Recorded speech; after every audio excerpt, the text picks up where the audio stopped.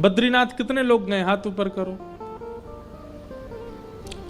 भैया पूरे बिसौली में इतने ही लोग ही बद्रीनाथ गए। बद्रीनाथ से आगे अब की बार, अब तो कपाट बंद हो गए, पर अब जब कपाट खुले बद्रीनाथ भगवान के, इस बार प्रयास करना, जो जो लोग हाथ ऊपर नहीं किए सब जाना। हाँ लाला देख लियो, बैठ जा। इस कथा के फलस्वरूप हमारी आज्ञा मान करके अगली साल आप सब बद्रीनाथ जरूर जाना, जो जो नहीं गए। व्यक्ति को बद्रीनाथ जरूर जाना चाहिए, उसके पीछे कारण है, सुना देते हैं। ये बद्रीनाथ जो है ना, ये हिमालय पर सबसे व्यवस्थित स्थान है। केदारनाथ भगवान,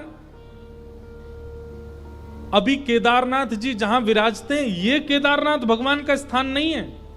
केदारनाथ भगवान महादेव का विराजमान होने वाला स्थान तो बद्रीनाथ ही है। वो बद्रीनाथ में ही रहते थे। सब लोग इधर देखो, सावधानी से सुनो, हम सुनाते हैं। तो एक बार की बात है, महादेव से जाकर के भगवान नारायण ने, शंख चक्र गदा पद्मधारी श्रीमन नारायण भगवान ने जाकर के कहा कि हमको हिमालय पर कोई स्थान बता दीजिए, हम वहां रहकर के भजन करना चाहते।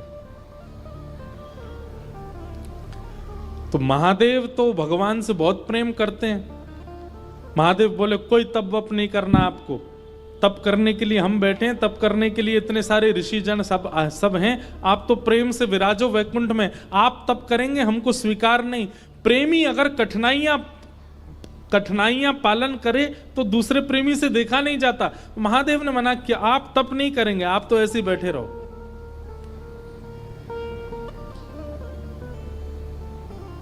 भगवान ने फिर कहा नहीं नहीं, हमको तप करना है, हमको तप के लिए स्थान दो। महादेव फिर बोले भैया आपको तप करने की क्या जरूरत है, आप भगवान हो साक्षात। महादेव ने कोई स्थान प्रदान नहीं किया, पूरा हिमालय महादेव का है, उनकी आज्ञा के बिना कैसे जाएं। भगवान ने बोला कि भाई ये राजी राजी हमको स्थान नहीं देंगे, उनकी गैर राजी में कोई और तरीका अपनाना पड़ेगा स्थान लेने के लिए। तो जहां अभी बद्रीनाथ भगवान बैठे हैं, यहां पर महादेव और पार्वती जी विराजते थे। और बद्रीनाथ जो है ना, ये देवताओं का पर्यटन स्थल है, यहां देवता घूमने आते हैं। वो बात बाद में ऐसी व्यवस्थित हो गई, 6 महीना मानव वहां घूमने जाते हैं, फिर 6 महीने के लिए अभी जब बंद हो जाते हैं तो देवता वहां निवास करते हैं। तो देवता वहां घूमने के लिए आते हैं, पर्यटन के लिए आते हैं। तो वहीं आपने देखा होगा कि बद्रीनाथ भगवान मंदिर के ठीक नीचे तप्त कुंड है, जहां माइनस टेम्परेचर में भी इतना गर्म जल अपने आप पहाड़ों से आता है कि उसमें लोग स्नान करते हैं तप्त कुंड में। तो महादेव और श्री पार्वती जी नित्य तप्त कुंड में स्नान करने के लिए जाया करते थे ब्रह्म मुहूर्त में। एक दिन महादेव और पार्वती जी दोनों गए तप्त कुंड में स्नान करने, तभी देखा कि नन्हा सा बालक तप्त कुंड के बगल में सोया है और रो रहा है। पार्वती जी देख करके घबरा गई। जैसे ही बालक को उठाने गई, महादेव बोले रुक जाओ, ये कोई मायावी बालक लगता है, इतने विशाल पर्वतों के बीच में तप्त कुंड के पास ये नन्हा सा बालक यहां कैसे आ गया? ये कहीं किसी राक्षस की चाल तो नहीं, कोई मायावी क्रिया तो नहीं हो रही है, इसको गोद में मत लेना। परंतु पार्वती जो इतनी करुणा है, इतनी दया है उनके चित्त में, वो बोली आप तो ऐसे ही सोचते रहते हो, अरे नन्हा सा बालक, इतना ठंड पड़ रही है, रो रहा है और आप कह रहे हैं गोद में नहीं उठाऊं। तुरंत पार्वती जी ने गोद में उठा लिया, कंबल में लपेट लिया, बालक को हृदय से लगाया। अरे इतनी रात्रि, इतना ठंड पड़ रही है और ये बालक ऐसे उघारा सा बैठा है। महादेव बोले हमको समझ नहीं आ रहा है, लग रहा है कोई तो गड़बड़ी है। पार्वती जी बोली अब आप सोचते रहो, हम तो, हमारे हृदय का वात्सल्य भाव है, हम तो इस बालक को ऐसे नहीं छोड़ सकते। और पार्वती जी गई और उस बालक को ले जा करके उस स्थान पर बिठा दिए जहां महादेव और पार्वती बैठते हैं। महादेव बोले जल्दी करो, स्नान का समय हो गया है, ब्रह्म मुहूर्त का काल है, हमको और भी नित्य कर्म करने, जल्दी चलो स्नान करके अपना निवृत्त हो। पार्वती जी बोली ये बालक अकेले छोड़ के जाएंगे, रोएगा, इसको खेलने के लिए कुछ खिलौना देना। पर यहां बद्रीनाथ में कहां खिलौने आए?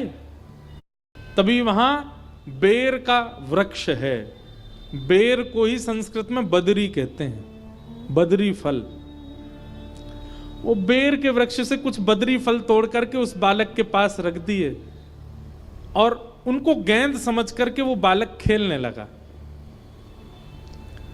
पार्वती जी बोली अब ये बालक जब तक इन गेंद से खेल रहा, हम स्नान करे आते हैं। जैसे ही महादेव पार्वती जी के साथ गए, तप्त कुंड में स्नान आदि किया, अपना नित्य कर्म नियम करके जैसे ही लौट करके आए तो उस स्थान का द्वार, मुख्य द्वार बंद था। खूब प्रयास करने पर भी वो द्वार जब नहीं खुला, महादेव ने क्रोध में भर करके जैसे ही उस द्वार को देखा, द्वार खुल गया। वो बालक तो वहां नहीं था, वही बालक शंख चक्र गदा पद्मधारी श्रीमन नारायण के रूप में तपस्वी की अवस्था में सामने बैठ गए। महादेव ने जाकर के कहा, हमने पहले ही कहा था ये कोई मायावी बालक है, ये कोई सामान्य बालक नहीं है।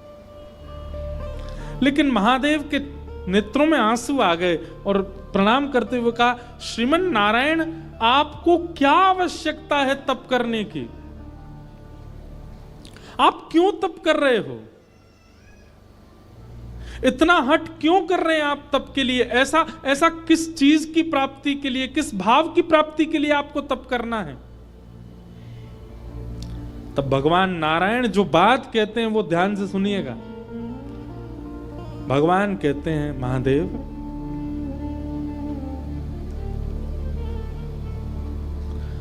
कर्म की पत्नी का नाम है तपस्या। आप लोग सारे शास्त्र उठा करके देख लीजिए, कलयुग से पहले जितने भी युग हैं उन युगों में चाहे दैत्य हो, चाहे ऋषि हो, चाहे महापुरुष हो, चाहे मानव हो, तप सबने किया।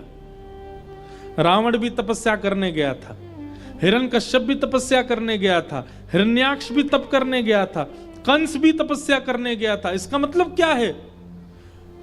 अन्य युगों में आप कितने भी कर्म कर लो, जब तक आप तप नहीं करोगे आपको कर्म का फल नहीं मिलेगा, क्योंकि कर्म की पत्नी का नाम है तपस्या। बिना तप किए कर्म फल नहीं देता। और कलयुग में लोगों पर इतना समय नहीं है कि वो तपस्या करें, वो तप कर पावे। इसलिए श्रीमन नारायण भगवान कहते हैं, कलिकाल में जन्म लेने वाले हर मानव के नाम का संकल्प लेकर के मैं ही तपस्या में बैठा हूं, मैं तपस्या कर रहा हूं। मेरा, आपका, हम सब का नाम लेकर के श्री बद्रीनाथ भगवान ही तपस्या में बैठे। हम कर्म करते हैं, हमको फल मिल जाता है। तपस्या तो हमने की नहीं। कौन? क्यों? क्योंकि तपस्या साक्षात नारायण भगवान कर रहे हैं। इसलिए कम से कम आज आपका घर बन गया, आज आप धनवान हो गए, आज आपके बच्चे पढ़ लिख के विद्वान हो गए, आपने केवल कर्म किया, लेकिन किसकी तपस्या का फल आपको मिला? भगवान श्रीमन नारायण, बद्रीनाथ भगवान। इसलिए हर व्यक्ति को साल में एक बार, 2 साल में एक बार, 5 साल में एक बार बद्रीनाथ भगवान को धन्यवाद कहने जाना चाहिए कि आपकी तपस्या से हम जी रहे हैं नाथ, धन्यवाद। आज तक भगवान वहां तपस्या करने के लिए बैठे हैं। हम लोग कोई भी यज्ञ करते हैं, कोई भी अनुष्ठान करते हैं, उसमें हमारा नाम पूछा जाता है, गोत्र पूछा जाता है। इंद्रेश शर्मा नामनो हम, भारद्वाज गोत्र उत्पन्नो हम, सपरिवारो हम, सकुटुंबो हम। संकल्प लिया जाता है। उस संकल्प के कई कारण होते हैं। एक कारण यह भी होता है कि आपका नाम गोत्र श्री बद्रीनाथ भगवान को सुनाया जाता है, और आपके उस नाम गोत्र से बद्रीनाथ भगवान जल छोड़ के आपके नाम का तपस्या करते हैं। संपूर्ण ब्रह्मांड के प्रत्येक मानव के लिए तप कर रहे हैं। कौन? बद्रीनाथ भगवान। इसलिए उनका दर्शन करने हर व्यक्ति को जाना चाहिए और दर्शन करके धन्यवाद करना चाहिए कि नाथ आप तपस्या कर रहे हैं हमारे लिए। जो आज तक बद्रीनाथ नहीं गए, यहां पर बैठे या जो लोग लाइव देख रहे हैं, वो भी अगले वर्ष निश्चित बद्रीनाथ भगवान का दर्शन करने जाइएगा, प्रणाम करके आइएगा। तो ब्रह्म नदी कहते हैं सरस्वती को। सरस्वती का प्रवाह विश्व में सबसे कम प्रवाह है, शायद 1-1.5-2 किलोमीटर का ही है बस, और वो बद्रीनाथ में ही दर्शन होता है। बद्रीनाथ से आगे एक गांव है, उसका नाम है माना। वहां माना गांव में सरस्वती जी का उद्गम है। सरस्वती जी प्रकट होती हैं, प्रकट होकर के नीचे आती हैं, भीमशिला से आगे होकर के जाती हैं। उसके बाद अलकनंदा जी हैं, सरस्वती जी अंतर ध्यान हो जाती हैं।